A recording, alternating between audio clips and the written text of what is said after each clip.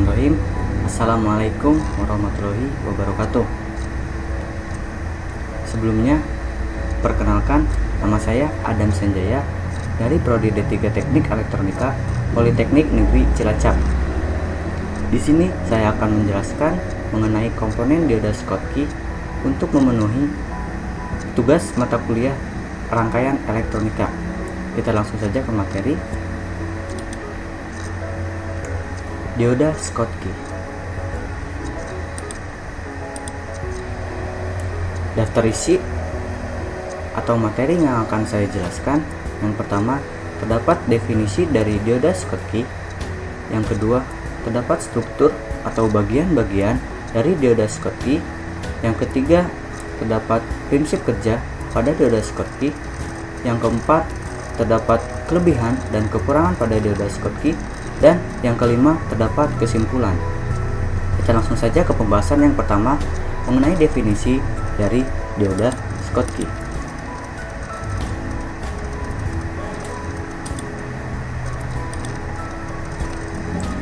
Nama Schottky ini diambil dari nama penemu efek Schottky-nya itu sendiri, yaitu Walter H. Schottky yang berasal dari Jerman. Nah, efek Schottky adalah efek penghalang potensial yang terbentuk pada pertemuan logam semikonduktor yang mempunyai karakteristik penyarahan. Nah, di samping merupakan gambar dari dioda Schottky itu sendiri. Apa sih itu dioda Schottky? Dioda Schottky adalah jenis dioda yang memiliki tegangan jatuh atau drop voltage lebih rendah dibanding dengan dioda pada umumnya. Nah, biasanya dioda Schottky ini digunakan pada rangkaian switching berfrekuensi tinggi, selanjutnya pada rangkaian radio frekuensi atau RF pada arahan pencatu daya. Nah, seperti yang sudah saya jelaskan tadi, pada dioda Schottky memiliki drop voltage lebih rendah dibanding dengan dioda pada umumnya. Saya gambarkan di sini. Terdapat dua rangkaian, di mana kedua rangkaian tersebut memiliki tegangan yang sama, yaitu 2 volt. Namun perbedaannya, yang sebelah kiri terdapat dioda umum atau dioda biasa yang disimbolkan seperti ini, sedangkan di sebelah kanan terdapat dioda Schottky yang disimbolkan seperti ini. Nah, kita gambarkan pada yang rangkaian yang menggunakan dioda umum terlebih dahulu, yaitu ketika tegangan 2 volt ini masuk ke dalam dioda. Nah, pada dioda ini akan ada tegangan jatuh atau akan mengalami drop voltage sebesar 0,7 volt. Otomatis tegangan keluaran dari dioda umum atau dioda biasa itu akan sebesar 1,3 volt. Nah, selanjutnya kita gambarkan pada rangkaian sebelah kanan. Ketika tegangan 2 volt ini masuk ke dioda Schottky ini akan mengalami drop voltage sebesar 0,3 volt. Otomatis keluaran tegangan dari dioda Schottky ini akan menjadi 1,7 karena telah mengalami drop voltage. Nah, dengan ini maka dioda Schottky lebih baik digunakan untuk rangkaian yang menghemat daya.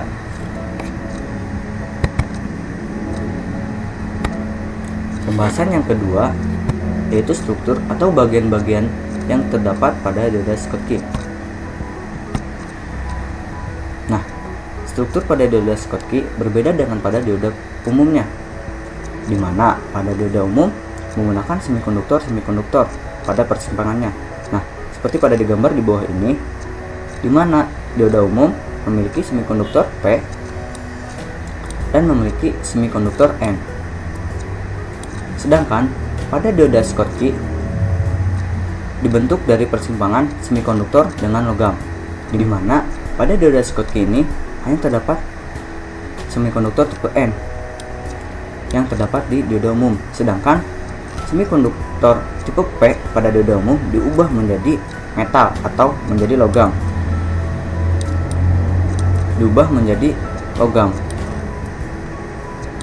Nah, saat kondisi seperti ini pada persimpangan antara logam dan semikonduktor, ini akan mengakibatkan efek Schottky tadi, di mana efek ini merupakan efek akibat dari persimpangan logam dan semikonduktor.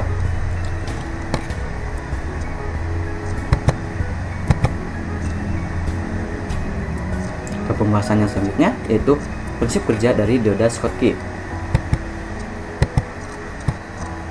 Nah, prinsip kerja dari dioda Schottky ini cukup menarik dibanding dengan dioda umumnya, di mana saat kondisi tanpa tegangan, elektron pada dioda Schottky terdapat pada bagian N dan pada bagian metal, sedangkan pada dioda umum elektron hanya terdapat di bagian N, sedangkan pada bagian P tidak terdapat elektron, hanya terdapat holes kosong atau free holes.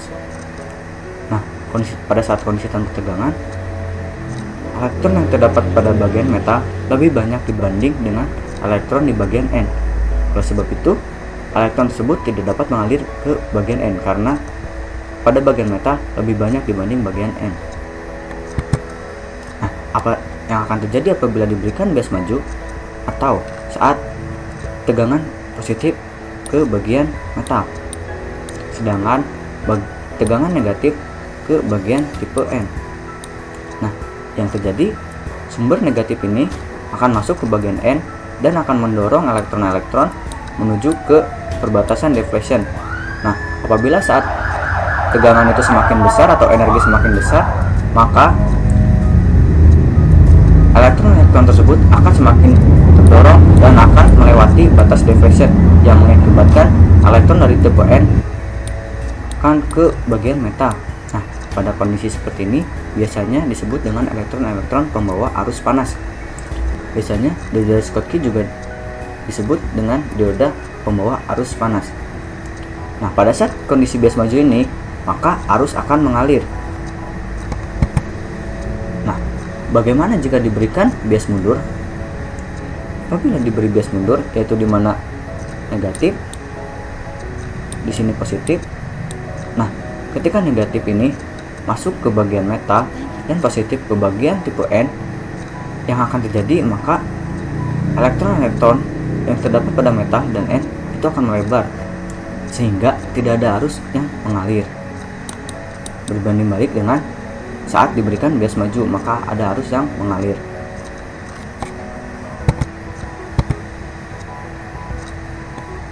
Pembahasan yang selanjutnya yaitu kelebihan dan kekurangan dari dioda Schottky.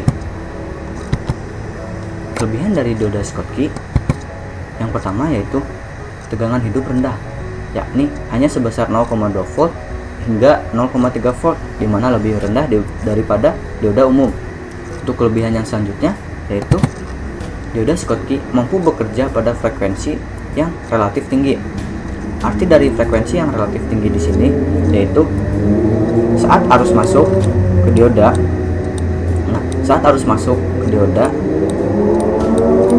itu akan cepat, otomatis arus yang kembali juga akan sangat cepat. Nah, pada dioda Schottky ini mampu menutup dengan cepat juga, jadi tidak ada arus yang masuk atau arus yang kembali. Sedangkan kelebihan yang selanjutnya yaitu dioda Schottky lebih sedikit menghasilkan noise dibanding dioda umum.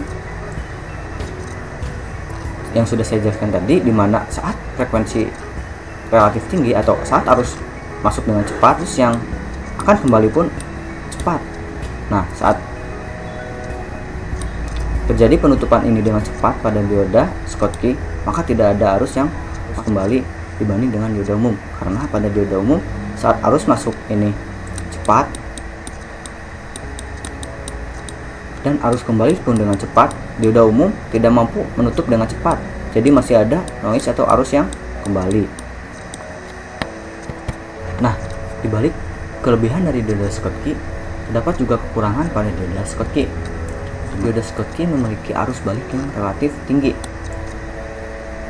Nah, arus balik yang relatif tinggi ini disebabkan karena persimpangan semikonduktor dan logamnya itu lebih mudah dicurigai untuk membocorkan arus ketika terhubung secara terbalik. Dioda Schottky cenderung memiliki tegangan mundur maksimum yang rendah, yaitu sebesar 50 volt atau kurang. Nah, perlu diingat tegangan terbalik yang tadi adalah nilai di mana dioda akan rusak dan mulai melakukan sejumlah arus ketika tegangan terhubung secara terbalik dari katoda ke anoda. Ini berarti dioda Schottky tidak dapat menahan banyak tegangan terbalik tanpa memecah dan melakukan arus dalam jumlah yang cukup besar. Bahkan sebelum mencapai nilai terbalik maksimum ini, itu akan bocor sejumlah kecil arus listrik. Nah, itu mungkin kelebihan dan kekurangan dari dioda Schottky. Nah, apa yang sudah saya jelaskan tadi bisa ditarik kesimpulan bahwa dioda Schottky adalah jenis dioda dengan tegangan jatuh atau drop voltage yang rendah. Dioda Schottky dapat mencapai kecepatan pensaklaran yang jauh lebih tinggi daripada dioda sambungan PN atau dioda umum. Dioda Schottky ini sering juga disebut dengan dioda pembawa panas atau hot carrier diode. Mungkin itu penjelasan mengenai komponen dioda Schottky yang dapat saya sampaikan. Mohon maaf apabila banyak kesalahan. Wassalamualaikum warahmatullahi wabarakatuh.